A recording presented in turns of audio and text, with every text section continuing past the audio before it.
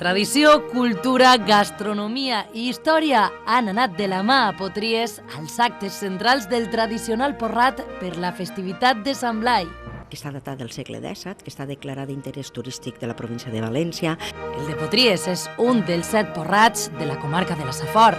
Per tant, una oferta ben variada, singular, cada porrat té la seva idiosincràsia, les seues característiques. Molts acudixen a la missa en la que trauen la relíquia del sant, famós per previndre els mals de gola.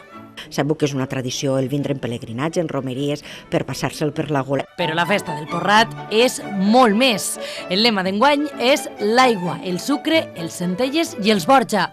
2 ingredients i 2 famílies claus en la història del poble i a la comarca de la Safor. Quina relació tenia tant l'àvia com sobretot el sucre amb els borja i amb els centelles i com aquests 4 eixos estan imbricats. A este poble i a d'altres de la comarca es feien les formes de sucre, es feien amb fang i amb aigua. El que acabava confeccionant-se era el pa de sucre. Ese pa de sucre es venia a les corts més importants de centre Europa i nord d'Europa. Per un costat expliquem quina és la xarxa hidràulica de la Safor, que naix al voltant o s'estructura al voltant del riu d'Alcoi. Per l'altre veurà el cultiu de la canyamel a la Safor i la seva evolució des de finals del segle XIV fins al segle XVII. La casa de l'Ajuntament és un dels llegats de l'època que es va poder visitar. La seva funció estava relacionada amb la manera de governar dels Borja, per a que els vassalls cediren els seus tributs al senyor feudal. Aleshores, aquest és l'origen. I exactament els tributs d'on ixien? Ixien del conreu de la canyamela. Per això enguany nosaltres hem volgut posar en valor també la producció de la canya de sucre. Exposicions, titelles, còmics o visites recorden com el cultiu del canyamel va marcar el segle XVII de la localitat.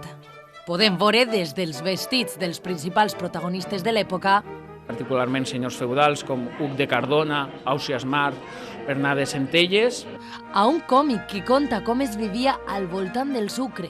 El còmic el vaig fer en tinta xinesa i està pintat a l'aquarela. Explica la història del sucre d'una manera molt senzilla. Senyors feudals que van manar que es van obligar que es conreara la canya de sucre. I unes titelles que acosten la història a tots els públics. Irònica, amb molta varietat de personatges i una cosa molt divertida per a tota la gent.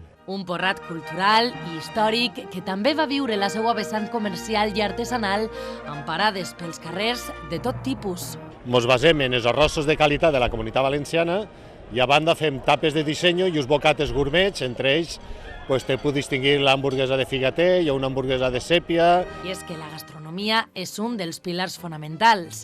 El poble s'implica al màxim. Les mares i iaies dels festers i festeres fan una bunyolà del més casolana. Posem a les 8 del matí i passem la carabassa la portem bullida, han de posar a la paella, després tenen que girar-los, després s'han d'arreglar en bandejes i és un poquet de feina, 400 quilos de carabasses. Dansaes, discomòbils o activitats infantils completen el ventall que Potries desplegar cada any per Sant Blai.